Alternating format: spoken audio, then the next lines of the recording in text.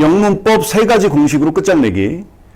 토익을 준비하던, 공무원 시험을 준비하던, 고등학교 내신 영어 문제를 준비하던, 그 다음 마지막으로 수능 어법 한 문제를 준비하던, 그 선생님 오늘 알려주는 이 문법 3가지 공식은 실전에서 굉장히 유용하게 써먹을 수 있을 거야. 즉 실전에서 굉장히 빛을 발휘하는 그런 공식이 될 텐데, 참고로 선생님이 20년 넘게 강의하면서 수많은 제자들을 통해서 검증된 어떤 그런 공식이기 때문에 그냥 믿고 따라와. 우선 본격적으로 그 3가지 공식을 설명해 주기 전에 선생님이 꼭 강조하고 싶은 한 가지가 있어. 잘 생각해 봐. 어릴 때부터 지금까지 그 수많은 선생님들에게 영어 문법 수업을 들은 적이 있단 말이야. 그러니까 니네들 머릿속에 굉장히 많은 문법 지식이 알게 모르게 많이 들어가 있어. 근데 한번 생각해 봐. 왜 문법 문제만 만나면 그냥 감으로 찍고 있는지. 그 선생님들한테 배웠던 그 많은 문법 지식들은 그냥 그 자리에서 그냥 다 갖다 버리고 그냥 생으로 시작하는 거야.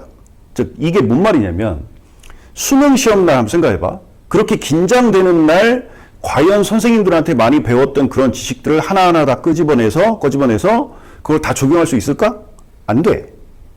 그걸 가능케 만들려면 자, 이건 대부분의 선생님들이 다 강조하는 말인데 선생님은 특히 이 말을 굉장히 좀 중점을 두고 싶어. 체화. 몸으로 기억하기 라고 얘기해 줄게. 몸으로 기억하기. 이게 무슨 말이냐면 너네 어렸을 때 그 자전거를 타봤었어. 근데 그러다가 이제 몇 년 뒤에 그러니까 친구들이랑 놀러 가서 몇 년 만에 아주 오랜만에 자전거를 타려고 그러면 이제 친구들끼리 처음엔 그런 얘기를 하지. 야, 나 자전거 탄 지 굉장히 오래됐는데 이게 기억이 날까? 근데 한 5분, 10분 타다 보면 어느새 자전거를 타고 있단 말이야. 즉, 네 몸으로 기억하고 있는 거야. 처럼 내가 꼭 강조하고 싶은 거. 오늘 선생님한테 배웠던 내용을 그냥 한번 쓱 영상 보고 끝내지 말고 선생님이 이 수업 과정에서 따라하라 그러면 다 따라하고 네 말로 따라하면서 네 귀로 듣는 거고 그 다음 영상 끝내놓고 그리고 또 반복하고 또 반복해서 완전히 네 걸로 만들어야 돼. 그 다음 마지막 하나 더 남았어. 그리고 이 문법 지식, 이 문법 3가지 공식을 실전 문제에다가 반드시 적용을 해봐야 돼. 그러니까 최소한 5문제 이상 풀어봐.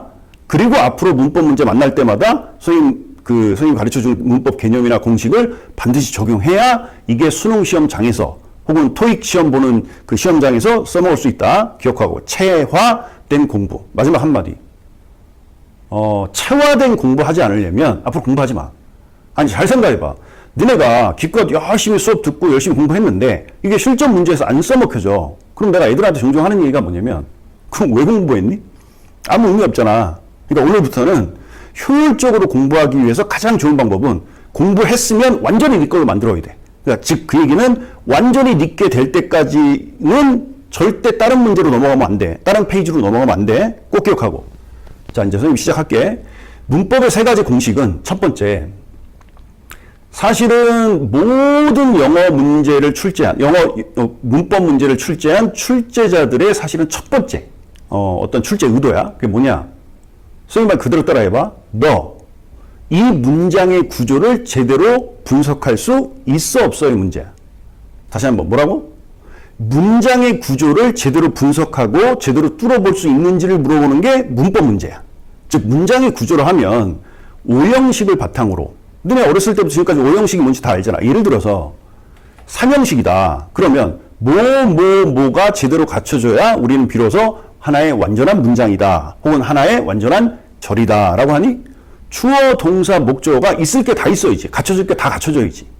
할 때 우리는 비로소 하나의 완전한 문장이다. 하나의 완전한 절이다. 그런 거야. 자, 그러면 내가 지금 방금 전에 절이다, 문장이다 이런 용어를 썼는데 요거에 대한 개념을 잠깐 설명할게. 문법에서도 굉장히 또 중요한 개념이기도 하고.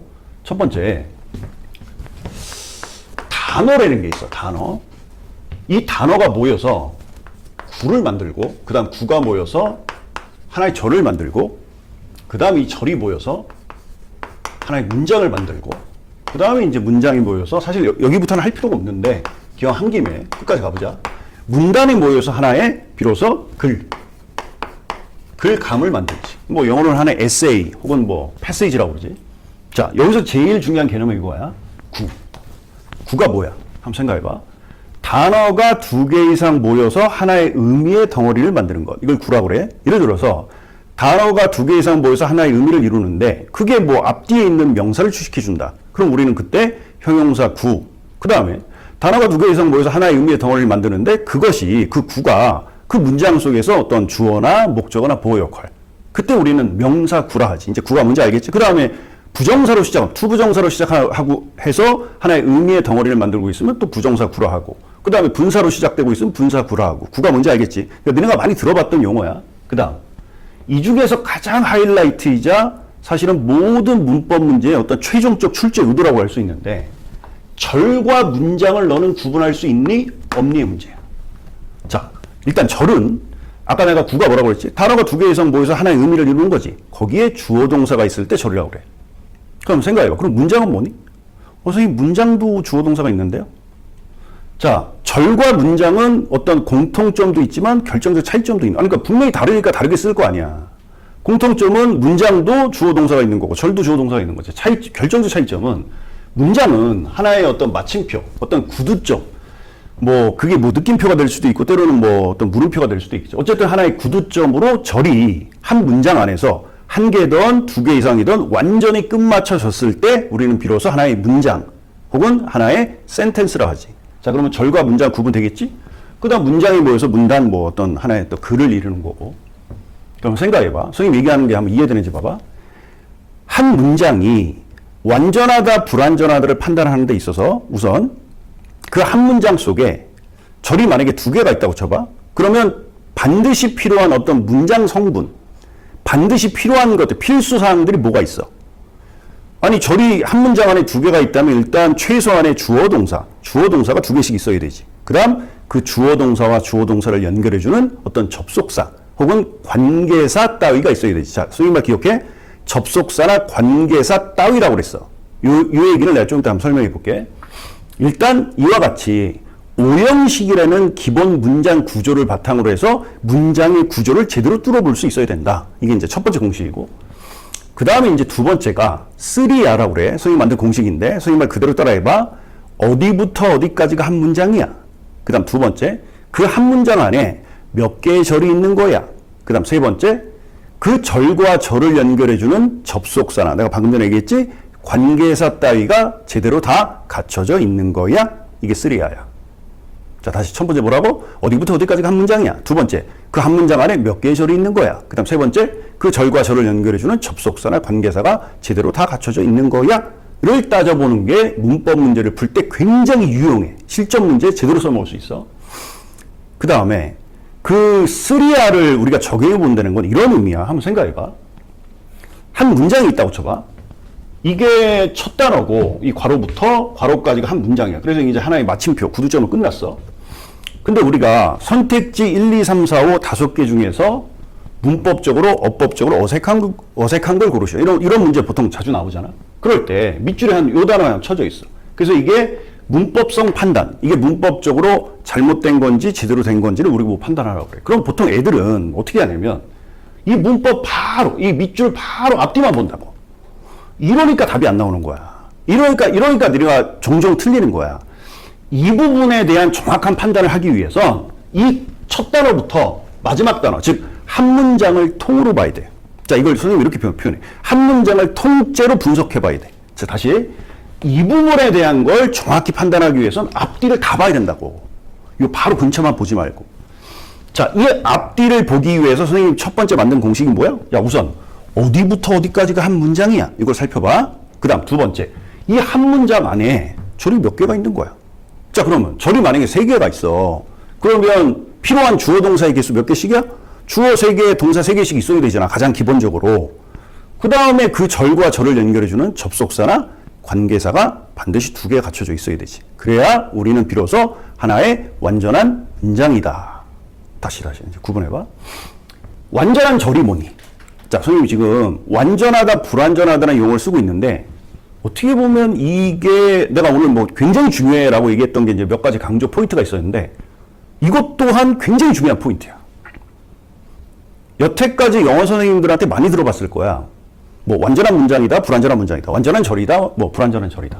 근데 애들은 완전하다, 불완전하다가 도대체 뭔 소리인지도 모른 채로 그냥 그 수업을 듣는 거야. 그리고 그 문법 공식을 적용하는 거. 거기부터 틀린 거지. 아까 내가 살짝 얘기했잖아. 예를 들면 사형식이다. 그러면 뭐가 제대로 갖춰져 있어요. 우리는 비로소 하나의 완전한 절이다. 하나의 완전한 문장이다 하니. 주어, 동사, 목적어, 간접 목적어, 직접 목적어. 지금 목적어가 두 개가 갖춰져 있어야지. 그럴 때 우리는 비로소 하나의 완전한 절이다. 문장이다. 이렇게 얘기하는 거야. 그러면 절이나 문장의 형태가 완전하다, 불완전하다가 정확히 이제 무슨 말인지 알겠지? 자, 그걸 따져보는 게 쓰리야야. 다시. 어디부터 어디까지 한 문장이야. 따져보는 거. 아, 이게 한 문장이구나. 그 다음에 한 문장 안에 몇 개의 절이 있는 거야. 그러면 이게 한 문장이 완전한 절이 되려면 예를 들면 아까 얘기했던 것처럼 세 개의 절이 있다. 그러면 주어동사, 주동사가 다 갖춰져 있어야 되고 그 다음에 그 절과 절을 연결해주는 접속사나 관계사가 다 제대로 갖춰져 있어야 되겠지. 이게 쓰리야야. 그 다음 세 번째 공식. 이걸 좀 지우고 내가 설명해 줄게. 세 번째 공식은 선생님이 이걸 뭐라고 하냐. 상대 개념이라고 그래. 이걸 선생님 현장 강의 스타일로 설명해도 되는지 모르겠다. 자, 봐봐. 웃기게 써놨지. 선생님 애들한테 뭐라고 하냐면, 야, 상대 개념을 제대로 뚫어볼 수 없다. 그럼 넌 요게 되는 건지. 요거는 좀 그 유튜브니까 이렇게 할게. 상대 개념. 이게 뭐냐면 문법적으로 서로 대조적인 개념이야. 그러니까 서로 반대되는 개념이야. 예를 들면 형용사에 대한 상대 개념은 종종 부사야. 그 다음에 또 예를 들어서 이걸 어떻게 표현할까? 관계 대명사에 대한 상대 개념은 종종 관계 부사야.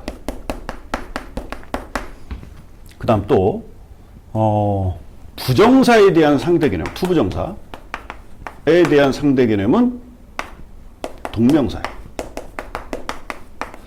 이렇게 시험에 자주 나오는 형태들이 있어. 그러니까 너네가 앞으로 문법을 좀 꼼꼼히 좀 개념 있게 공부하다 보면 형용사에 대한 상대 개념은 보통 부사구나. 그 다음에 뭐 관계대명사에 대한 상대 개념은 관계부사가 되는구나. 이런 개념들이 이제 들어올 거야. 이제 상대 개념이 뭔지 알겠지? 다시 한번. 세 번째 문법의 공식은 앞으로 문법 문제를 풀 때 보통 이렇게 박스 형태로 나오잖아. 이렇게. 보통 예전에는 수능 어법 문제가 두 문제가 나왔었지. 그때는 첫 번째 문제 스타일이 형용사인지 부사인지 이걸 딱 대놓고 상대 개념을 물어본 거야. 근데 요즘 수능 어법 딱 한 문제 스타일은 어떠니? 요 둘 중에 한 군데만 밑줄이 쳐져 있지. 그럴 때 선생님이 뭐라고 하냐? 이때 형용사를 가상의 상대 개념, 즉 숨겨져 있고 내포된 상대 개념이라고 그래. 자, 밑줄은 부사에만 쳐져 있지만 우리는 이 부사를 통해서 이 문제를 만든 출제자는 결국 이 자리에, 이 박스 안에 형용사가 들어가야 될지 부사가 들어가야 될지를 묻고 있는 거야. 즉 부사만 보면 이 숨겨져 있는 내포된 상대 개념이 머릿속에 개념이 딱 탑재돼야 돼. 그래야 이 문제를 제대로 풀어낼 수 있어. 이제 상대 개념을 구분해라. 상대 개념을 뚫어봐라. 이게 무슨 말인지 알겠지? 자, 이거를 선생님이 이제 지금은 개념 정리를 해주고 있어. 그리고 좀 이따가 작년 2023학년도 수능 문제 중에서 어법 문제가 오답률 2위였는데 그 문제에다가 선생님이 오늘 지금 가르쳐주고 있는 개념을 그대로 적용시켜 볼 거야. 그 다음 이제 마지막으로 선생님 강조해주고 싶은 게 있다. 자, 이 상대 개념에 대한 얘기를 좀 더 이어나갈게요. 다 지우고.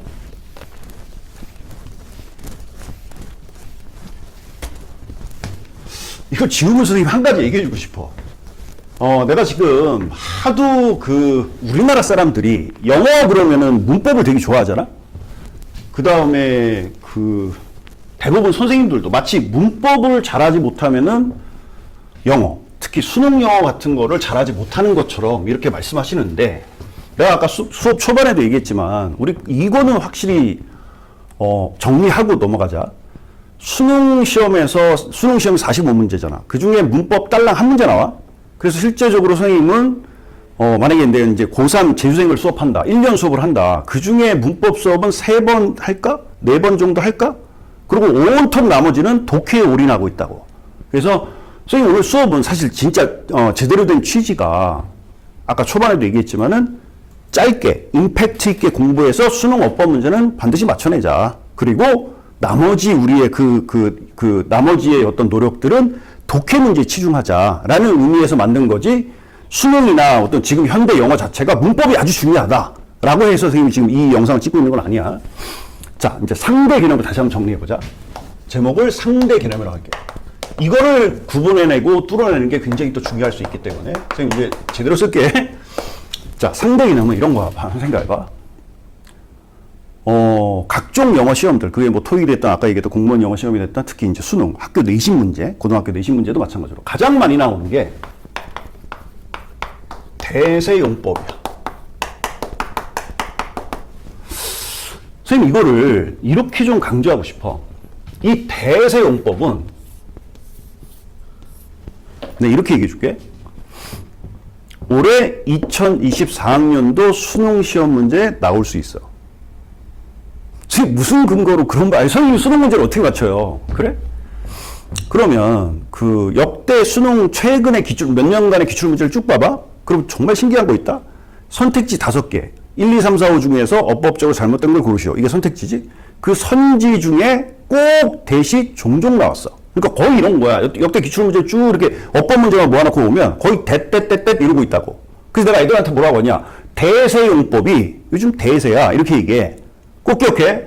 대시라는 그 이 문법에 대한 개념은 확실히 머릿속에 갖고 있어야 돼. 내가 이렇게 얘기해 줄게. 내가 미리 얘기해 줄게. 지금 내가 이거 촬영하고 있는 게 2월 달인데, 이제 3월 모의고사 보겠지? 그 다음 6월, 9월, 6, 9 모의고사 보겠지? 그때 대세용법이 나올 거야. 나 안 나오면 책임질게. 만약에 근데, 이렇게 생각해야 돼. 3, 6, 9에 안 나왔다. 이걸 내가 미리 얘기하는데 나중에 혹시 이 영상을 수능 출제위원이 보시는 건 아니겠지. 그럼 안 될 수도 있겠지만. 안 나왔다. 그럼 너네들은 땡 잡았다 생각하면 돼. 11월 수능에는 반드시 나올 거야.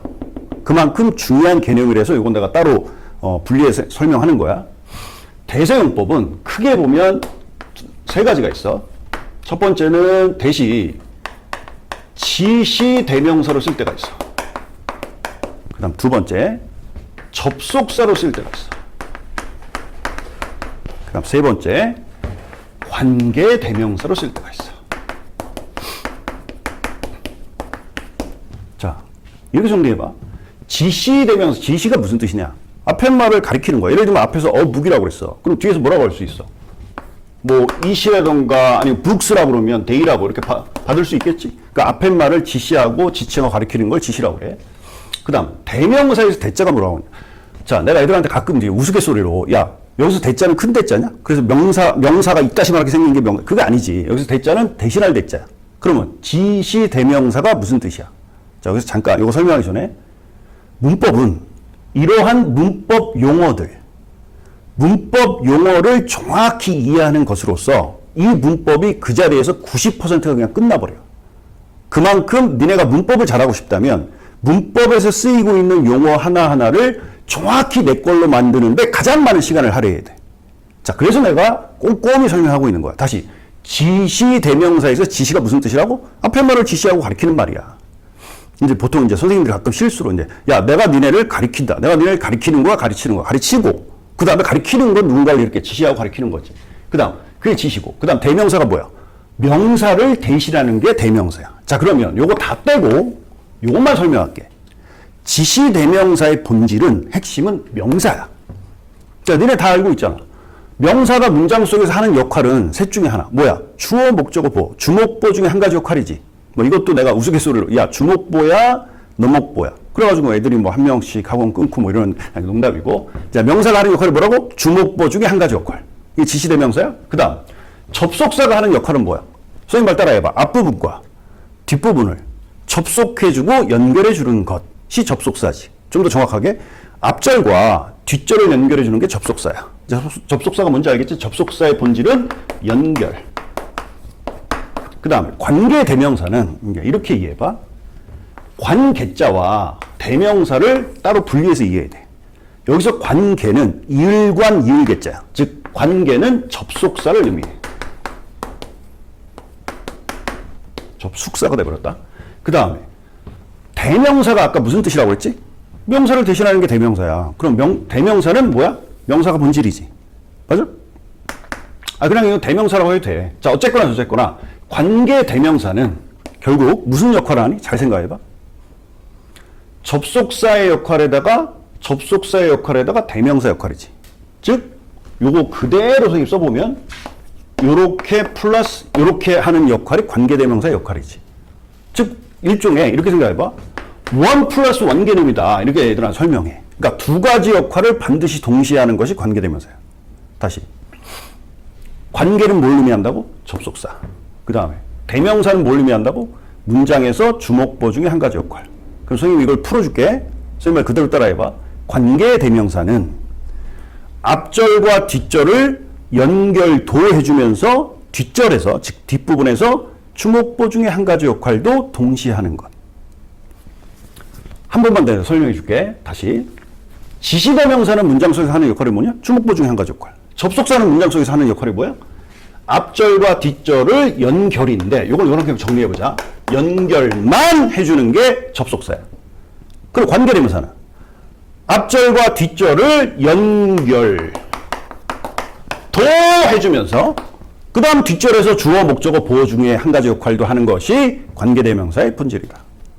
여기까지 따라왔어? 자, 요게 대세 세 가지 용법이다. 그리고 이 대세 세 가지 용법은 요즘 대세다. 뭐 각종 내신 문제나 수능 문제 무조건 나온다 생각하면 되는 거야. 자, 이제 이걸 왜 내가 설명했냐? 상대 개념을 설명하다 선생님 대세 용법을 설명한 거지. 자, 이거는 싹 다 지우고 원래 설명하려고 하는 걸로 한번 돌아와 볼게.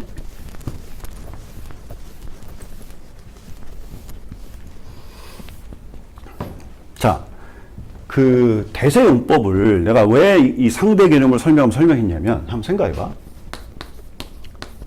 대시라는 단어랑 그 다음에 요 상대 개념이 종종 뭐가 나오냐면 what이 나올 수도 있고 그 다음에 대시라는 단어랑 상대 개념이 뭐 it이 나올 수도 있고 요 두 가지만 한번 따져보자. 요거를 요렇게 정리하는 게 눈에서 들어올 거야. 이거랑 혹은 that 때 그랬고 그 다음 두 번째 상대 개념은 it이야. 그지? 자, 그럼 따져보자. that과 what을 물어보면 이때 that은 뭔 거 같니? 아까 내가 that의 세 가지 용법 가르쳐 줬잖아. 이때 that은 요 대신하는 것은 두 가지로 우리가 생각할 수 있어. 첫 번째는 접속사. 두 번째는 관계대명사. 이걸 내가 관대라 할게. 자, 예를 들면 관계대명사로 대시 쓰일 때랑 그 다음 what을 물어볼 때는 what은 뭐 보통 이제 너네가 헷갈리면 what은 크게 보면 뭐 의문사로 쓰일 때도 있고 관계대명사로 쓰일 때도 있지. 근데 that과 함께 물어보는 what은 무조건 관계대명사라고 이해해. 뭐 거의 예외 없었어요, 여태까지. 선생님 머릿속에는 여태까지 20년 동안의 수능 기출문제 다 들어가 있잖아. 그러니까 선생님이 그냥 믿고 따라오라고 그랬어. 그럼 다시 한번. 대시 관계대명사, 그 다음 what도 관계대명사로 쓰일 때 요 두 가지의 차이점은 뭘까? 머릿속에 정리해봐. 자, 아까 내가 대시라는 관계대명사가 문장 속에서 하는 역할이 뭐라고 그랬지? 앞절과 뒷절을 연결도해주면서 뒷절에서 주목보 중에 한 가지 역할, 주어, 목적어, 보어 중에 한 가지 역할. 즉, 선생님 이렇게 설명해 줄게. that은 뒤에만 -1이야. 즉, 이 -1은 뭘 의미하는 거야? 뒷절에서 주어나 목적어, 보어 중 한 가지. 자, 여기서 또 한 가지 선생님 꿀팁 줄게. 애들은 완전하다, 불완전하다를 따질 줄 몰라. 자, 완전하다, 불완전하다를 따질 때는 that이라는 단어가 없다고 쳤을 때, 그러니까 니네가 시험 볼 때 손가락으로 딱 가려봐. 그 단어를 가렸을 때 뒤에 있어야 될 주어나 목적어 중에 한 가지가 없어져 버리는 거야. 그래서 그때 우리는 불완전하다. 그걸 선생님 -1이라 할게. 근데 관계대명사 what은 선생님 말 따라해봐. 선행사를 포함한 관계대명사. 즉, 그래서 보통 영어 선생님들이 the thing which의 개념이다. the thing은 선행사. 앞선 자 가리킬 행자. 즉, 관계대명사의 수식을 받는 대상이지. 가리키는 대상이고. 그 다음에 그 관계대명사 what은 그래서 앞에도 -1, 뒤에도 -1이라고 그래. 즉, 관계대명사 what이 말이 없다고 쳐버리잖아. 그러면 앞에도 불완전하고 뒤에도 불완전한 거야. 즉, 앞부분에서도 주어나 목적어나 보어 중에 한 가지가 없어져 버리는 거고 뒷부분에서도 주목보 중에 한 가지가 없어져 버리는 거야. 자, 선생님이 지금 딱 정리해줬어. 관계대명사 that은 앞에는 완전해. 즉, 앞에 선행사까지 다 포함해서 앞에 완전한 절이 있는 거야. 그리고 뒷절에서 주목보 중에 한 가지 역할만 하기 때문에 -1이라고 그랬고, 근데 관계대명사 what은 앞에도 -1이고 뒤에도 -1. 앞에도 부족한 게 있어야 되고 뒤에 부족한 게 있을 때 관계대명사 what이 정답이 될 수 있다. 까지 따라왔지. 그럼 다시 한번 생각해봐. that과 what의 개념이 뭐야? 앞으로 that과 what이라는 문제, 그게 아까도 얘기했지만 내신 문제나 수능 어법 문제에서 종종 보게 될 텐데 딱 보면 머릿속에 딱 개념이 이때 that은 관계대명사일 수 있겠구나. 관계대명사. 그리고 이때 왓도 선생님이 관계대명사라고 그랬지. 그러면 대신에는 관계대명사랑 와신에는 관계대명사의 차이점이 뭐야? 아, 요거는 앞에만 마이너스 1이고 요 왓은 앞에나 뒤에나 둘 다 마이너스 1. 이렇게 정리해봐. 따라해봐. 관계대명사 뒤에는 뒷절이 불완전하고 그 다음 또 따라해봐. 관계대명사 왓 뒤에 왓 앞에는 앞에도 불완전하고 뒤에도 불완전한 것이 관계대명사 왓의 상대 개념이다. 이렇게 구분하는 거야. 그 다음 하나 더. 접속사. 뭐가? 자, 요걸 지금 쭉 따라와. 뭘 설명한 거야? 대를 설명한 거지. 자, 접속사 that과 관계대명사 what의 차이점. 이러면 애들이 조금 어려워하는데 잘 머릿속으로 떠올려봐. 어떤 차이점이 있을까? 아까 선생님이 뭐라고 그랬지? 접속사 대시하는 역할이 뭐라고? 연결. 선생님이 지워버렸네? 연결만 해준다고 그랬잖아. 즉 얘는 접속사 that은 뭐 뒷절에서 주어나 목적어, 보어 같은 대명사적인 역할을 하지 못한다고. 접속만, 연결만 해준다고. 근데 관계대명사 what은 뭐였지? 야, 마이너스 1, 마이너스 이런 거 헷갈리면 관계대명사라는 말의 어떤 개념에 대해서 충실해봐. 내가 아까 설명했잖아. 관계대명사 what은 무슨 역할을? 앞절과 뒷절을 연결 도와주면서 뒷절에서 주어, 목적어, 보어 역할도 함께 반드시 해야 된다고 그랬잖아. 즉, 관계대명사 that과, 아니, 접속사 that과 관계대명사 what의 결정적 차이점이 나왔어. 뭐야? that은? 뭐야? 뒷절을 완전해야지. 즉, 완전한 절과 완전한 절을 연결만 해줘야 되는 거야. 근데 관계대명사 what은? 불완전한 절과 불완전한 절을 연결도 해주면서 주어나 목적어, 보어 역할도 해야 되는 거야. 이 차이점 딱 알겠니? 자, 다시. 접속사 대신지 관계대명사 what인지는 어떻게 구분하는 거라고? 잘 생각해봐. 이건 앞을 봐야 돼, 뒤를 봐야 돼. 또 내가 다르게 질문해 볼게. 이거는 우리가 어떤 개념을 확실히 좀 정리해야 되기 때문에 내가 조금 좀 많이 치중하고 있는데 다시. 관계대명사 that과 관계대명사 what은 잘 생각해봐. 뭐를 봐야 정확히 구분이 되는 거야. 똑같은 관계대명사일 때 앞을 봐야지. 왜? 뒷부분을 보면 답이 안 나와. 아니 관계대명사 that 뒤에도 불완전한 절이고 관계대명사 what 뒤에도 불완전한 절이라고 했잖아. 결국 앞에 선행사가 있는지 없는지 앞절이 앞에 있는 부분이 완전한지 불완전한지를 따져봐야 관계대명사 that인지 관계대명사 what인지가 구분이 되는 거지. 그 다음 또 이제 두 번째. 그러면 접속사 that과 관계대명사 what은 어떻게 구분하는 거야? 지금 방금 전에 설명했잖아. 뭐야? 이거는 앞을 봐야 답이 나올 거야? 뒤를 봐야 답이 나올 거야? 뒤를 봐야 되겠지. 앞에 선행사 유무 따위는 상관없이 뒷절이 완전하면 접속사 that이 답이겠고 뒷절이 불완전하면 관계대명사 what을 써야만 되겠지. 얘가 마이너스 1을 역할을 해야 되니까. 여기까지 다 이해됐니? 자, 마지막으로. 그럼 이번에 이제 이거는 수능에는 자주 안 나오는데 내신 문제는 자주 나와. that과 it을 물어보면 요거는 어떻게 우리가 풀어내야 될까? 잠깐 머릿속으로 생각해봐. 그리고 그 it과 함께 물어본 that은 아까 우리 that의 세 가지 어떤 개념, 용법 중에서 셋 중에 뭘까? 자, 이거를 접속사로 보던 관계대명사로 보던 즉 이런 거야. 개념은 대명사 it과 함께 물어보는 that은 또 대명사다. 이런 구닥다리 문제는 현대 영어 시험 문제는 안 나와. 그럴 때 딱 센스 있게 이거 문법은 좀 이런 문법적 센스가 필요해. 지시대명사 it과 대명사 it과 함께 물어보는 that은 접속사 아니고 관계대명사야. 그럼 딱 개념을 딱 정리해봐. 접속사 that과 그 다음 대명사 it은 어떻게 구분해야 되니? 앞절과 뒷절을 연결해주는 접속사죠. 연결만 해주면 얘가 답이겠고. 맞아? 그렇지 않고 접속사는 다 갖춰져 있어. 즉, 한 문장 안에 두 개의 절이 있다. 근데 주어동사, 주어동사 있고 그 주어동사 절과 절을 연결해주는 접속사도 다 갖춰져 있어. 그럼 뒷절에서 근데 주어, 목적어, 보호 역할을 할 수 있어야, 자, 주어, 목적어, 보호 중에 한 가지 역할만 필요해. 그러면 지시대명사 it이 답이겠지. 그러니까 그게 접속사 that과 대명사 it의 차이점이다. 그 다음. 이번에는 that이 관계대명사고 그 다음 지시대명사의 차이점을 물어볼 땐 이건 어떻게 풀어야 돼? 접속사지. 아니, 내가 그랬잖아. 얘도 지시대명사고 그 다음 관계대명사도 대명사 역할을 한다고 그랬잖아.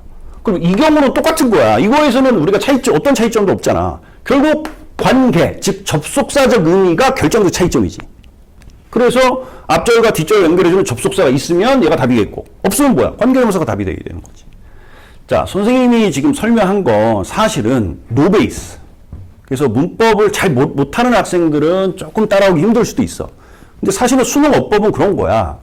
되게 단순해 보이는 듯한 문제긴 하지만 사실은 영어 선생님들은 다 알고 있어. 그 선택지 하나하나를 보자. 그러니까 예를 들면 it이라는 단어를 딱 밑줄을 쳐놨어. 이거 단순한 문제가 아니야. 굉장히 깊이 있는 문법 지식을 묻고 있단 말이야. 그래서 선생님이 조금 깊이 들어간 그 설명을까지 한 거고, 일단 상대 개념이 뭔지 알겠지?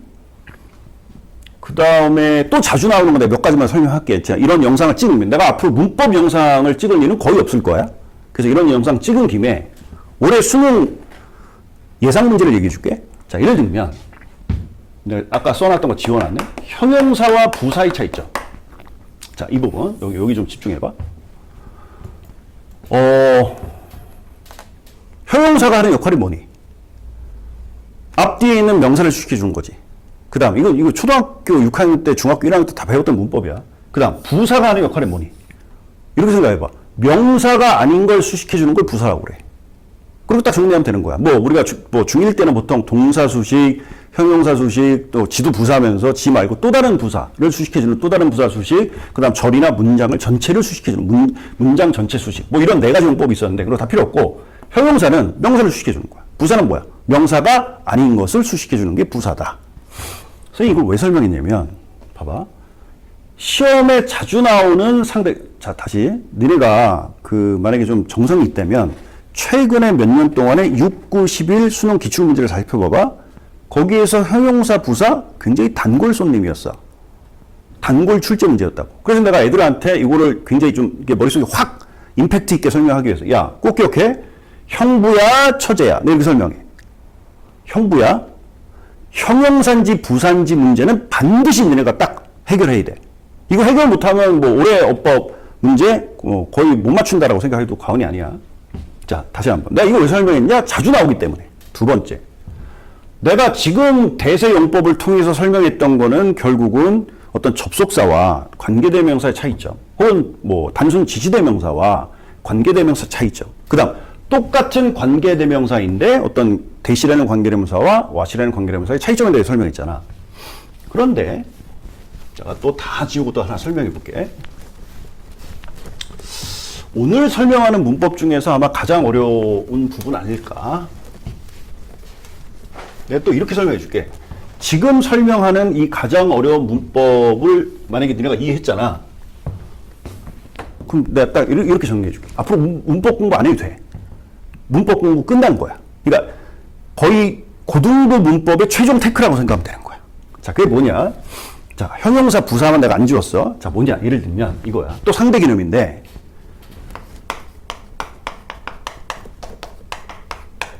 아까 내가 살짝 썼었지. 관계 대명사와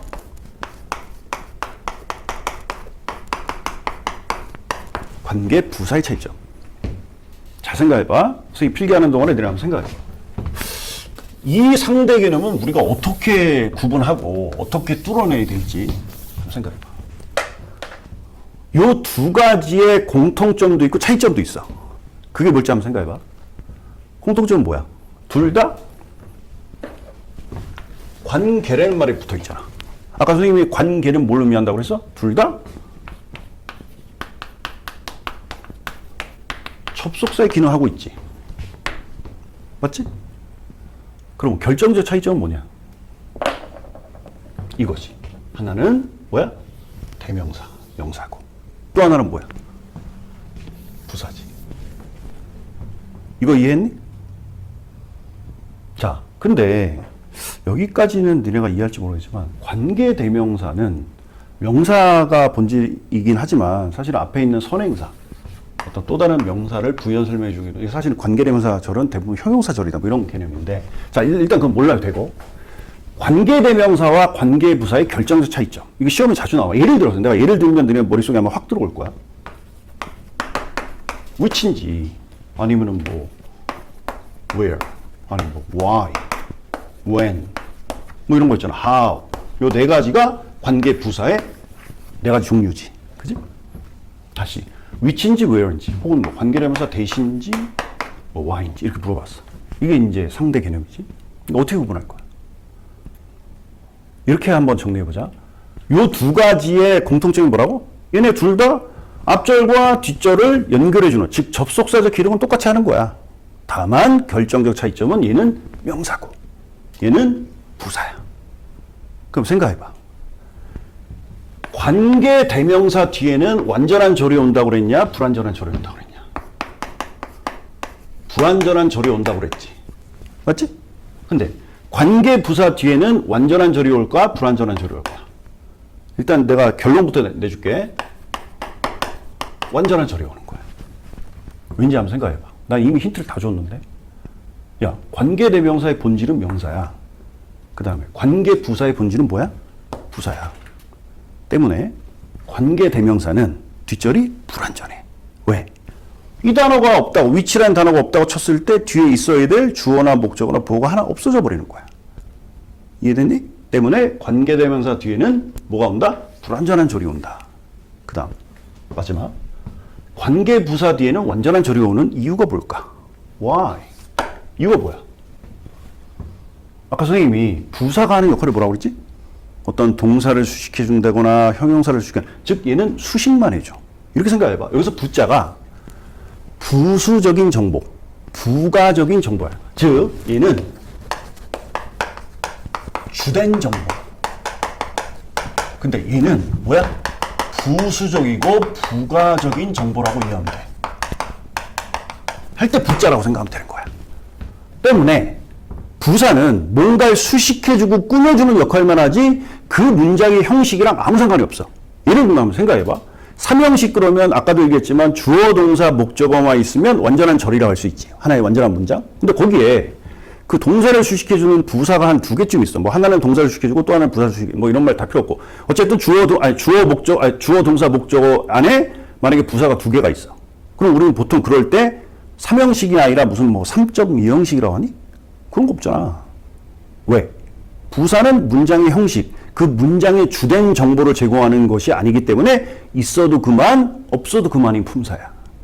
때문에 마지막 관계 부사 뒤에는 완전한 절이 와. 한 번 더. 관계 대명사 뒤에는 왜 불완전한 절이 오지?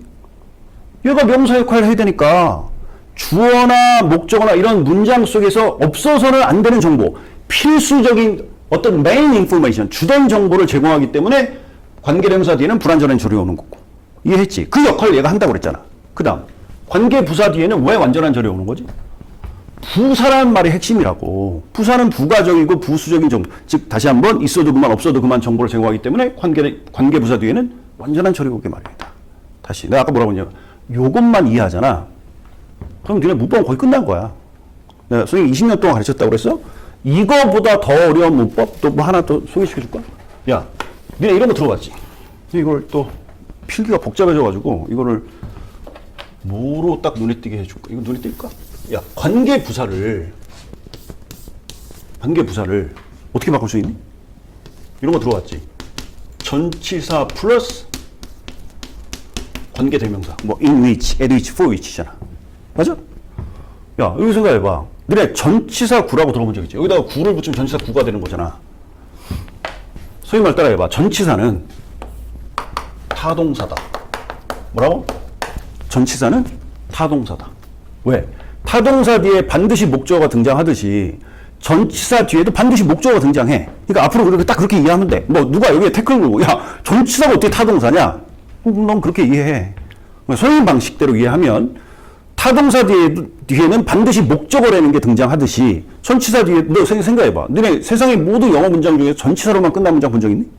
없어. 그게 생략돼 있으면 생략된 거지 끝날 수가 없어. 때문에 전치사 뒤에는 그 전치사의 목적어가 반드시 등장하게 마련. 그래서 보통 영어 선생님들이 이걸 전명구다 그러잖아. 왜냐하면 그 목적어 역할을 아까 내가 방금 전에 얘기한 것처럼 명사가 하니까. 근데 사실은 그거보다는 선생님은 전목구라는 말이 맞지 않을까. 전치사 뒤에는 반드시 목적어가. 봐봐. 단어가 벌써 전치사 하나, 목적어 하나, 단어가 두 개지. 아까 선생님 그걸 뭐라고 한다고 그랬지? 구라 한다고 그랬지. 이제 전목구가 뭔지 알겠지? 그래서 전목구에는 대표적으로 전명구, 전치사 플러스 명사 형태가 나올 수 있고, 그 다음에 전치사 플러스 동명사가 나올 수도 있는 거고, 혹은 전치사 플러스 어떤 대명사의 목적격이 올 수도 있는 거고. 어쨌든 이제 전명구가 뭔지 알겠지. 근데 딱 이렇게 생각해봐. 세상의 모든 전치사구는 하는 역할이 딱 한 가지야. 앞뒤에 있는 뭔가를 수식해줘.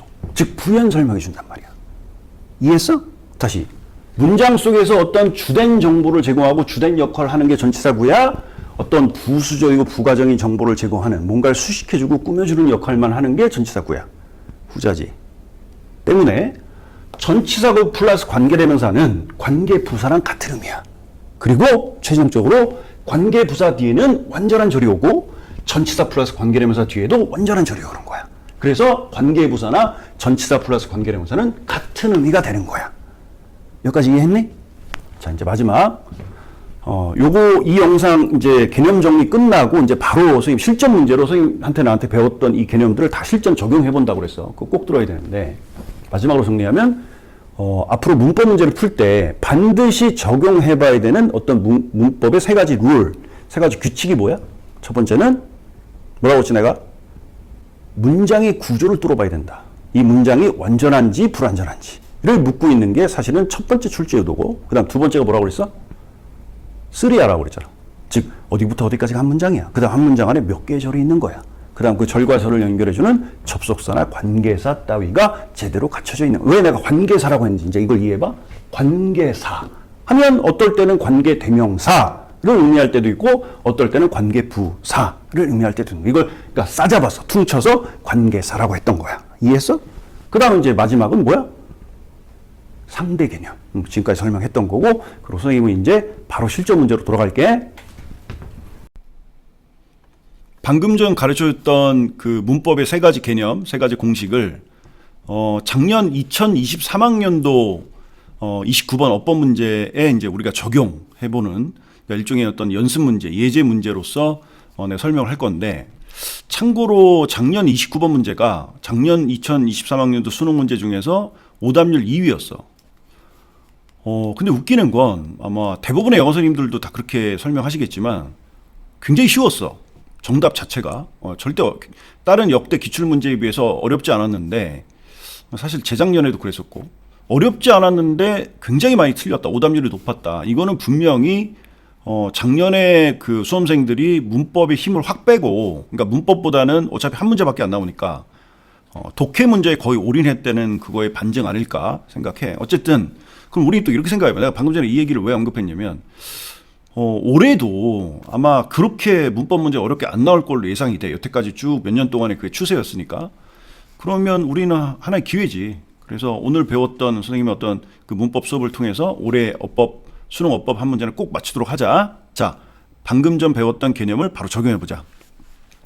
내가 그 유튜브 채널 거기 설명란에다가 링크를 걸어 놓을 테니까 그거 이 작년 29번 어법 문제 반드시 프린트아웃 해서 이거 보는 학생들은 필기도구 준비하고 일일이 선생님 설명하는 거 하나하나 밑줄 긋고 동그라미 치고 체크해가면서 꼼꼼히 수업 들었으면 좋겠어. 물론 내가 자막도 띄워 놓을 거야. 자,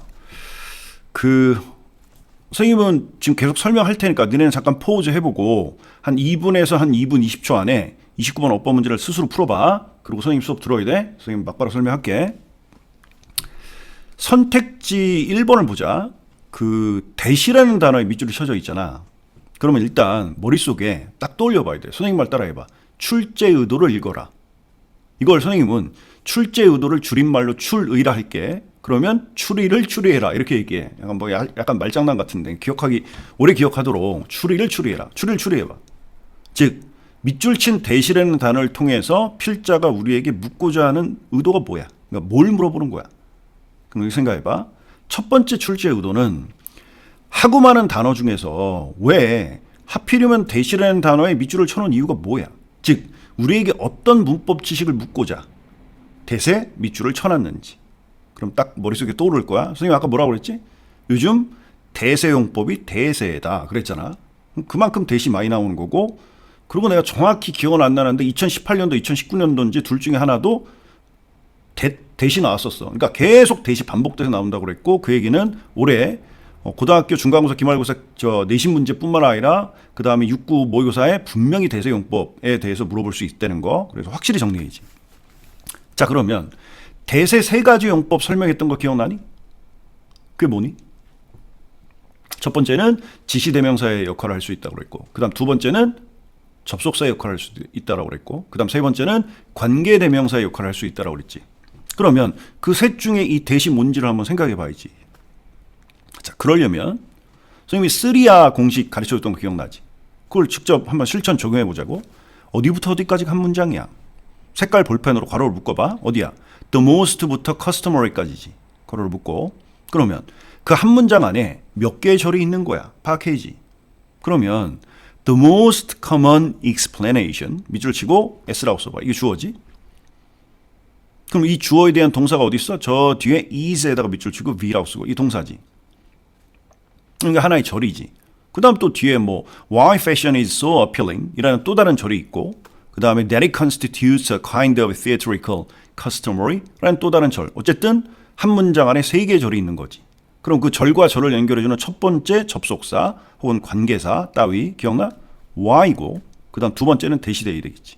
자 그렇게 딱 보면 일단 대는 그 대세 세 가지 용법 중에서 지시대명사는 일단 제낄 수 있는 거야. 즉 얘는 접속사 아니면 관계대명사의 역할이겠지. 그 다음에 아까 세 번째 공식이 뭐였지? 쓰리아의 세 번째 공식? 그 절과 절을 각각 연결해주는 접속사나 관계사 따위가 다 갖춰져 있는 거야. 지금 동시에 하고 있는 거야. 자 그렇게 보니까 대시 접속사 아니면 관계대명사 둘 중에 하나일 텐데 맞지? 그럼 이 두 가지 차이점이 뭐라고 그랬지 내가? 관계대명사는 접속사적 기능도 하면서 뒷부분에서 즉 뒷절에서 주목보 중에 한 가지 역할을 반드시 즉 지시대명사 역할을 반드시 해야만 된다고 그랬지. 그럼 그걸 생각해봐. 즉 이게 만약에 관계대명사라면 뒷절이 불완전해야 돼. 근데 그러고 딱 보니까 it 밑줄 치고 s라고 쓰고 constitutes v라고 쓰고 이게 주어 동사지. 그리고 a kind of theatrical customary가 목적어가 되겠지. 즉 주어 동사 목적어로 이루어진 하나의 완벽한 삼형식 절이지. 그럼 나왔잖아. 이때 대신 관계대명사의 접속사야. 접속사지. 자, 그 다음에 한 가지 더 떠올려봐. 자, 지금 내가 얘기하는 그 앞부분에서 설명했던 걸 이제 끄집어내는 건데 그게 만약에 조금이라도 헷갈리면 앞의 영상을 최소한 3번에서 5번 이상 반복해서 봐야 돼. 앞부분의 개념이 정확하게 머릿속에 안 들어와, 즉 체화되지 않은 상태에서 사실 이렇게 실전 문제 풀어보는 건 아무 의미가 없다고 그랬어 내가.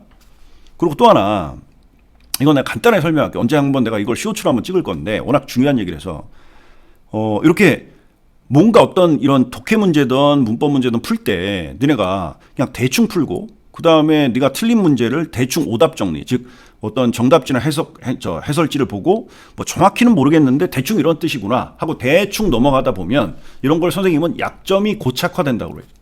즉 자기가 틀렸던 문제를 대충 공부하고 넘어가면 앞으로 또 틀려. 아니 더 틀릴 수도 있어. 왜냐하면 자기의 단점이 더욱더 단단해져서 틀리는 문제 계속 틀리거든. 그래서 그런 식으로 절대 공부하지 마. 어떤 도움도 안 돼. 그러니까 사실은 문제를 풀었다 안 풀었다가 중요한 게 아니라 한 문제를 풀더라도 정확히 내 걸로 만드는 것이 특히 고3 재수생 N수생한테 있어서의 가장 핵심이야. 고3 재수생은 시간이 없기 때문에 가뜩이나 공부할 것도 많잖아. 때문에 한 시간을 공부하더 한 문제를 공부하더라도 완전히 내게 돼서 이 문제와 비슷한 유형의 문제가 6구나 11월 수능에 나타났을 때 맞출 수 있느냐 없느냐가 중요한 거야. 그렇게 공부하는 거 신경 쓰고 약점이 고착화되지 않기 위해서 하나만 더 따져보자. 아까 내가 뭐라고 그랬냐면 that과 함께 종종 물어보는 상대 개념은 관계되면서 what이라고 그랬어. 그럼 what의 특징은 뭐라고 그랬어? 내가 아까 여러 번 설명했잖아. 앞에도 -1, 뒤에도 -1. 근데 관계대명사 만약에 얘가 대신하면 뭐야? 뒤에만 -1이라고 그랬잖아. 그럼 따져봐봐. 관계대명사 what을 쓸 수 없는 이유가 뭐야? 자, 이런 경우에 되게 헷갈려. 왜? 이게 사실은 선택지 1번의 출제, 또 다른 출제 의도이기도 한 거야. 출제자는 딱 보니까 앞에 is라는 비동사의 보호가 없지. 그럼 굉장히 불완전해 보이잖아. 앞에가 -1인 것처럼 착각될 수 있잖아. 그러니까 that 대신에 what을 써야만 될 것도 같아. 그런데 결정적으로 what을 쓰지 못하는 이유가 뭐야? 아까 내가 얘기했잖아. 주어, 동사, 목적어 완전한 하나의 삼형식 절이란 말이야. 즉 뒷부분이 불완전해 완전해. 완전하지. 그러니까 관계대명사 what은 틀려먹은 거지. 즉 접속사 대세용법은 선택지 1번은 문법적으로 완벽한 거지. 이해됐니? 그 다음 두 번째 선택지 2번. damn 그랬어. 자, 이것도 아까 얘기했던 뭐 2018년도, 2019년 선생님이 정확한 어떤 그 연도가 생각이 안 나는데 어쨌든 너무나 자주 나왔어. 그러니까 이렇게 생각하면 돼. 그래서 내가 쇼츠에도 하나 찍어놨잖아. 기출을 파먹어라. 니네 잘 봐봐. 계속 수능 문제에서 모의고사에 대대대대 이러고 있어. 그 다음 댐댐댐댐 이러고 있어. 근데 계속 틀려? 그러니까 어떻게 보면 어이가 없는 게 계속 거의 똑같은 문제만 나오고 있는데 자꾸 틀리고 있는 거야. 왜? 이유는 뭐야? 역대 기출 문제를 완벽히 공부 안 한 거지. 그러니까 계속 문제가 돌고 도는 거야. 그러니까 어떻게 보면 수능어법 별거 아니라고. 계속 나올 것만 나오는 거야.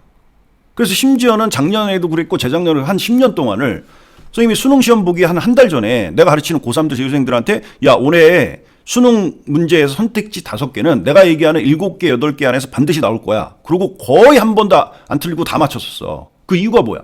내가 대단한 게 아니라 선생님은 기출문제를 다 분석을 해봤거든. 아, 요런 것들이, 대시 많이 나오네? 댐이 많이 나오네? 그럼 올해 또 나오는 거야. 어쨌든 오늘 수업을 통해서 또 다른 어떤 깨달음이 와야 돼. 기출에 목숨 걸어야 되겠구나.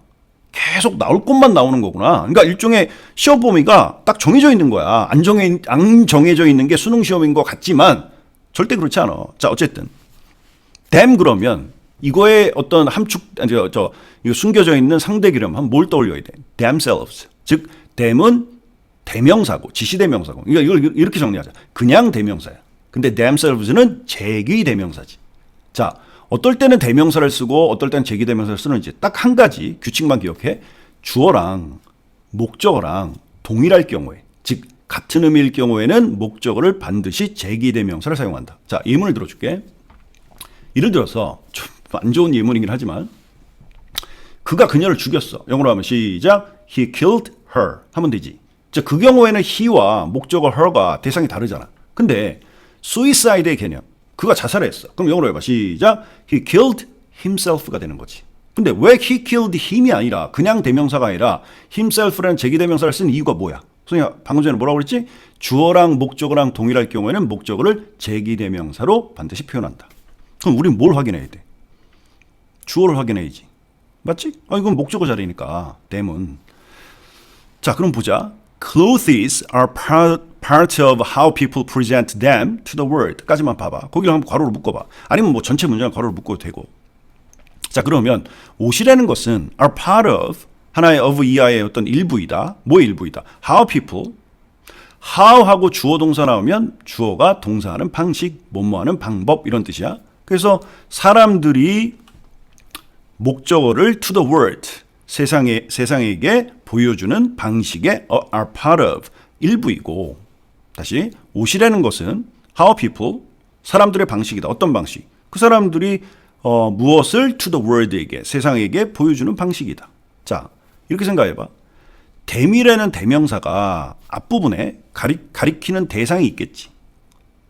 눈으로 딱 보면 clothes나, 그지? 혹은 people일 수도 있겠지. 둘 중에 하나. 근데 이건 해석을 해보면 옷이라는 것은 사람들이 세상에 그들을 보여주는 방식의 일부이고 이런 뜻이 되지. 그러면 people이라는 주어와 them이라는 목적어가 동일하잖아. 똑같은 의미잖아. 그러면 them을 뭐라고 쳐야 돼? themselves. 그러면 하나의 완벽한 의미가 만들어지는 거. 어떤 의미? 옷은 사람들이 세상에 자기 자신을 보여주는 방식의 일부이고 이런 뜻이 되는 거지. 그래서 them이라는 그냥 대명사를 themselves라는 제기대명사로 고치는 것이 정답이었어. themselves로. 잘 생각해봐. 굉장히 쉬웠지. 사실은 이 제기대명사의 용법은 중학교 1, 2학년 때 배우는 문법이야. 중1 거야 아마. 그래서 그 다음에 대시라는 접속사의 용법, 요거 한 중3 때 배우는 건데, 이것도 한 가지 더 선생님이 또 팁을 얘기해 줄게. 사실은 고등부 문법이라는 게 없어. 그러니까 뭐 어떤 고등학교 선생님이 만약에 야, 니네 중학교 때 배웠던 문법은 문법도 아니야. 고등부는 심화 문법, 굉장히 수준 높은 문법을 배우기라. 다 거짓말이야. 다 중학교 때 배웠던 거에 재탕이야. 특히 수능어법은 기억해. 왜 문제가 돌고 도는지를 생각해봐. 왜 몇 개 안 되는 경우의 수 중에서 또 나오는지. 독해를 하는 데 있어서 가장 핵심이 되는 문법. 딱 몇 가지만 물어봐. 그러니까 뭐 예를 들면 이렇게 생각해봐. 요즘 최근 기출문제 중에서 뭐 가정법, 간접합법, 직접합법 이런 문제 나오는 거 본 적 있니? 그럼 왜 그런 건 나오지 않고 왜 계속 똑같은 패턴의 문제가 나올까? 이 똑같은 패턴의 문제들은 어떤 공통점이 있을까? 독해를 하는 데 있어서 반드시 필수적으로 필요한 딱 몇 가지 문법만 물어보고 있다고. them이나 themselves도 아니 이게 대명사인지 제기대명사를 써야 어떤 걸 써야 되는지에 따라서 해석이 달라지거든. 정확한 해석을 위해서, 정확한 독해를 위해서 꼭 필요한 필수 문법만 출제되고 있다. 기억하고. 어쨌든 이게 답이었어. 그 다음 3번. 설명하는 김에 끝까지 다 해줄게. 선택지 5개는. 자, associated 밑줄이 쳐져 있다. 자, 그러면 이거의 상대 개념, 출제 의도를 딱 떠올려야지. 뭐야? associated는 과거 분사지. 그러면 과거 분사인지 현재 분사인지, 즉 수동의 의미를 갖고 있는 과거 분사를 써야 될지, 즉 혹은 능동의 의미를 갖고 있는 현재 분사를 써야 될지가 상대 개념이 되겠지. 그럼 니네는 위에다가 선생님이 아까 칠판에 해준 것처럼 그런 방식으로 박스 표시하고 중간에 슬래시하고 하나는 associated, 두 번째는 associating 이렇게 써봐. 그리고 associated는 수동의 의미인 과거 분사고, 그 다음 associating은 능동의 의미인 현재 분사라고 딱 정리하고. 했니? 자, 그리고 꼭 기억해. 분사는 일종의 형용사와 같은 품사라고 생각하면 되는 거야. 분사는 뭐다? 형용사다. 왜냐하면 형용사가 수식해 주는 건 명사잖아. 그러면 니네가 여태까지 봤던 현재 분사, 과거 분사가 대부분 하는 역할이 뭐였어? 어떤 명사를 수식해 주는 거지. 명사나 대명사를. 그렇기 때문에 분사는 일종의 형용사와 같은 개념이라고 생각하면 되는 거야. 자, 그러면 보통 니네가 여태까지 현재 분사인지 과거 분사인지를 구분하는 방식, 니네가 많이 들어왔던 어떤 수업 방식은, 이 문제를 푸는 방식은 대부분 이거였지. 하는 거면 현재 분사 ing고, 하여지는 수동의 의미면 과거 분사 pp를 쓰면 된다. 이거 많이 들어왔지. 그런데 한번 생각해봐. 어떻게 해석하면, 니네 종종 이렇지 않니? 문법 문제 풀 때 어떻게 해석하면 하는 것 같기도 하고, 그 다음 어떻게 해석하면 하여지는 것 같기도 하고. 그렇게 풀면 안 돼. 헷갈려. 그래서 선생님의 방식 세 가지의 절차를 반드시 따라야 돼. 너네가 실수 없이 맞춰내려면 첫 번째 선생님의 공식은 이거야. 야, 생각해봐. 그 현재 분사, 선생님 조금 어려운 말 써볼 테니까 한번 이해되는지 봐봐. 근데 사실은 너네가 여태까지 다 배웠던 걸 거야. 그 분사라는 것은 일종의 동사야. 근데 이제 보통 어떤 주어, S에 대한 V라고 표현하는 게 이게 진짜 동사고, 선생님은 그래서 분사 같은 걸 일종의 짝퉁이 동사라고 그래. 짝퉁이 동사가 뭐냐면, 너네 그 어머니들 쓰시는 그런 명품 백 있잖아. 루이비통이라는 거, 샤넬 이런 백이 있지. 근데 그 짝퉁이 백도 결국은 백이야. 즉 물건을 담고 다닐 수는 있잖아. 근데 짝퉁이긴 하지만. 그래서 준동사, 현재 분사, 아니 분사나 부정사나 동명사 요 세 개를 준동사라 하는데, 이 준동사의 정확한 정의는 딱히 동사는 아니지만 동사에 준하는 동사다. 즉 일종의 짝퉁이 동사인 거야. 그러면 진퉁이 동사, 진짜 동사는 그냥 동사가 되겠고. 자, 다시 한번 정리. 선생님 지금 방금 전에 뭐라고 그러냐면 associated인지 associating인지, 즉 과거분사인지 현재분사인지, 이 분사는 일종의 준동사다. 이 준동사도 짝퉁이긴 하지만 일종의 동사기 때문에 이 동사에는 반드시 주어가 있게 마련, 즉 행위자가 있게 마련. 그래서 내가 이거부터 강조한 거야. ing인지 pp인지를 구분하기 위해선 우선 그 동사, 준동사의 의미상의 주어, 즉 주어부터 확인하라고. 아니 그래야 너 생각해봐. 주어를 정확히 알아야 이 동사가 하는 건지 하여지는 건지가 판단이 쓸 거 아니야. 첫 번째 의미상의 주어 확인. 그 다음 두 번째 목적어의 유무를 따져봐봐. 그래서 목적어가 있으면 거의 대부분이, 거의 90% 이상이라고 생각하면, 사형식을 제외하고는 다 그렇거든. 그래서 목적어가 있으면 거의 대부분 현재 분사가 정답이고, 그 다음 목적어 없으면 과거 분사가 정답이다. 세 번째, 그 다음에 마지막으로는 해석으로 마무리. 이렇게 얘기해 내가 들한테. 자, 이 부분 내가 또 하나 아주 중요한 포인트를 설명할게. 수능 어법 문제는 독해 지문 안에서 어떤 문법 지식을 묻기 때문에 문법 공식이라던가 어떤 문법 규칙으로만 해결하려고 하지 말고, 그러면 종종 헷갈려서 틀린단 말이야. 그러니까 네가 출제자의 의도를 정확히 못 드러낸 거야. 출제자의 의도는 너 이런 기초적인 문법 지식 정확히 갖고 있니? 그 다음 플러스 게다가 정확한 해석 능력을 갖고 있니 없니의 문제야. 사실은 하는 건지 하여지는 건지 따져보면 사실은 이거는 문법 문제라기보다는 해석 문제라고 봐도 되는 거야. 때문에 선생님이 세 번째 그 규칙이자 강조하는 부분은 해석으로 반드시 마무리해라. 문법 공식만 적용하지 말고. 자, 그래서 3단계 다시 한번. 첫 번째 의미상의 주어 확인. 그 다음 두 번째 목적어 유무 확인. 그 다음 세 번째 정확한 해석으로 마무리. 그래서 그대로 해보자. associated가 꾸며주는 게 뭐야? 수식해주는 게. associated부터 clothing을 괄호로 묶어봐. 이 과거분사 구가 수식해주는 대상은 meanings야. 화살 표시하고 수식 표시하고. 그러면 기억해. 수식을 받는 대상이 의미상의 주어야. 얘가 associated 되어진 거야. 이해됐지? 그래서 거기다가 의미상의 주어의 약자 의주라고 쓰고. 그럼 이 주어가, 주어 확인했지. 그 다음 두 번째 목적어가 있어? with부터 clothing을 또 다른 색깔펜으로 괄호 묶어봐. 이건 내가 아까 설명했잖아. 전치사구야. 일종의 접목구 개념이라고 그랬지? 그럼 전치사구가 하는 역할은 뭐라고 했어? 뭔가를 수식해주는 어떤 꾸며주는 역할만 한다고 그랬잖아. 즉 얘는 없어도 그만인 거야. 그러니까 문장의 주된 성분이 아니라고. 때문에 associated라는 과거분사 뒤에는 목적어가 없는 거지. 그러면 일단 ing보다는 pp가 정답일 가능성이 굉장히 높아졌지. 마지막 해석으로 마무리해보면 meanings가 즉 의미가 어떤 의미야? associated with 이하와 연관되어진 의미지. 그러니까 뭔가를 연관시킨 거야, 연관되어진 거야. 그래서 여기는 과거분사가 적절한 표현이었다. 그 다음 선지 4번 inexpensively. 야, 또 나왔어. 자, 아까 내가 선생님이 설명했잖아. 야, 기억나니? 처제야 형부야 그랬잖아. 그래서 inexpensively에다 밑줄 치고 부사 쓰고 그 다음 슬래시 표시하고 이거 상대 기능은 뭐야? 형용사지.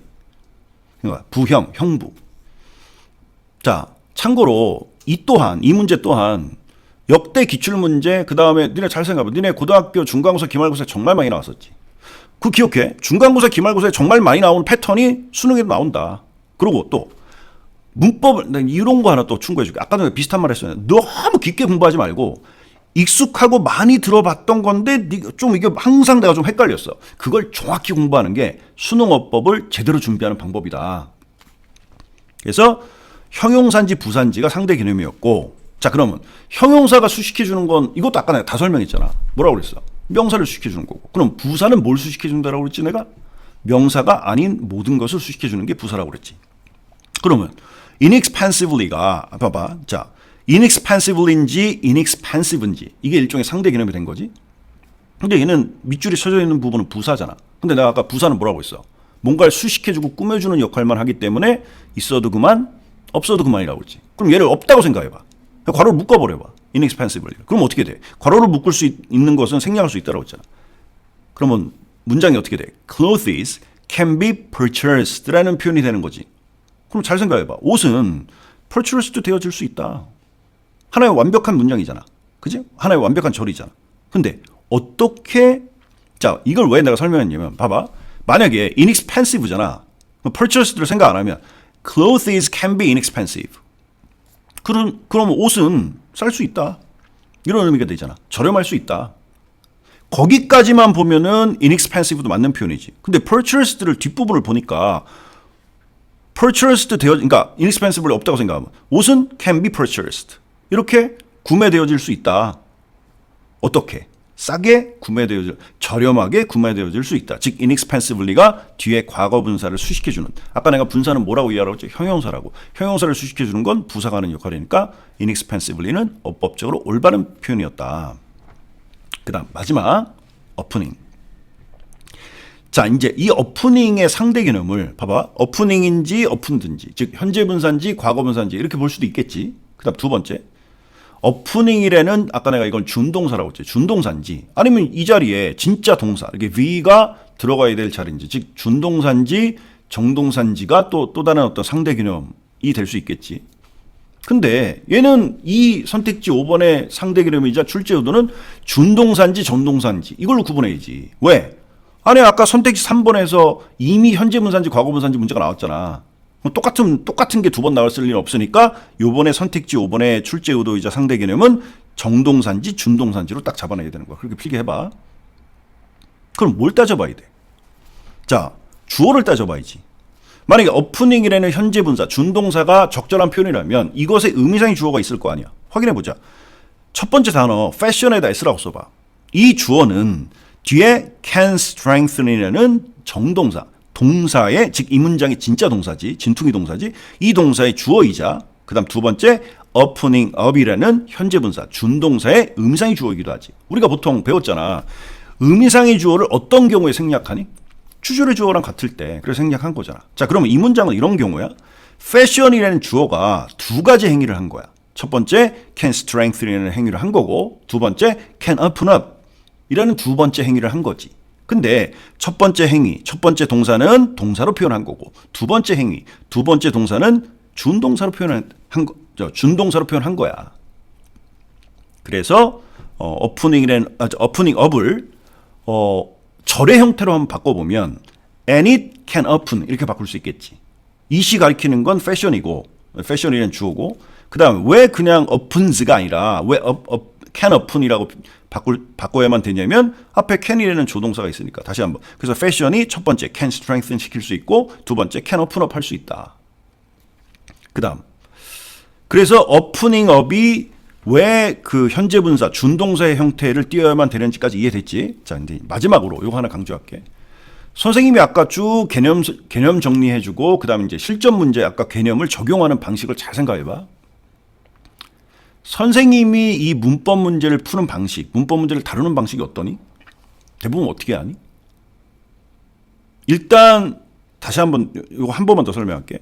선택지 1번 대을 딱 보자마자 난 이렇게 생각해. 아까 내가 뭐라고 그랬냐면 왜 하고 많은 단어 중에서 하필이면 출제자가 대시라는 단어에 밑줄을 쳐놨는지, 우리에게 어떤 문법 지식을 묻고자 여기에 밑줄을 쳐놨는지, 즉 출제 의도를 계속 생각한다고. 그냥 대충 감으로 느낌으로 푸는 게 아니라 니네처럼 그러지 말고 뭘 물어보는 거야. 우리한테 어떤 문법 지식을 물어보는 거야. 그 다음 두 번째, 분명히 이 문법 문제도 문장이 완벽한지, 즉 완전한 문장인지 불완전한 문장인지를 묻고 있다라고 그랬어. 그 완전하다 불완전하다를 따질 때는 문장의 구조를 따져보고 그다음 문장의 성분을 따져보라고 했잖아. 그런 걸 따져보고 그다음 3R을 적용해보고 그다음 밑줄은 that이라는 단어 한 군데만 쳐져 있지만 이 that을 통해서 that인지 what인지를 물어보는 건지 뭐 that인지 is인지를 물어보는 건지 이런 상대 개념을 생각해야 돼. 그래서 앞으로 문법 문제를 공부하고 실전 어떤 모의고사나 수능 문제를 풀 때는 반드시 선생님이 얘기했던 공식을 정확하게 적용해서 앞으로 문법 공부하는데 오늘 선생님이 했던 강의가 도움이 됐으면 해. 오늘 정말 수고 많았어. 화이팅!